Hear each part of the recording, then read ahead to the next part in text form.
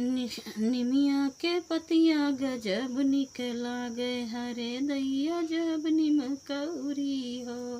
निमिया के पतिया गजब निकला गए हरे दैया जब निम कौरी हो।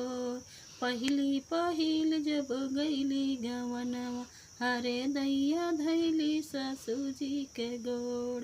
पहिली पहिल जब गईली गवनवा हरे दैया धैली सासू जी के गोड़।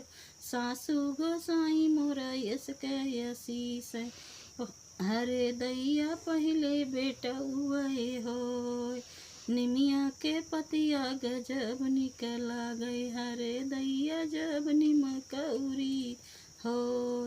दूसरी पहिल जब गईली गवनवा हरे दैया धैले जेठनिया के गोड़। दूसरी पहिल जब गईली गवनवा हरे दैया धैले जेठनिया के गोड़। जेठनी गोसाई मोरा यस के आशीष जेठनी गोसाई मोरा यस के आशीष हरे दैया छोटी बजनी हो। जेठनी गोसाई मोरा यस के आशीष हरे दैया जेठ छोटी बजनी हो। निमिया के पतिया गजब निकला गए हरे दैया जब निम कौरी हो।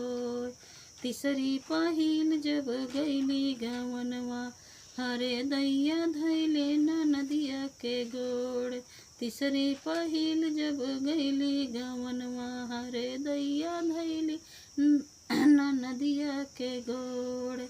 ननदी गोसाई मोरा यस के आशीष ननदी गोसाई मोरा यस के आशीष हरे दैया भौजी बेटी वे हो।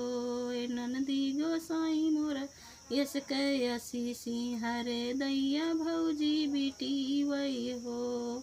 ओए निमिया के पतिया गजब निकला गए हरे दैया जब निम कौरी हो।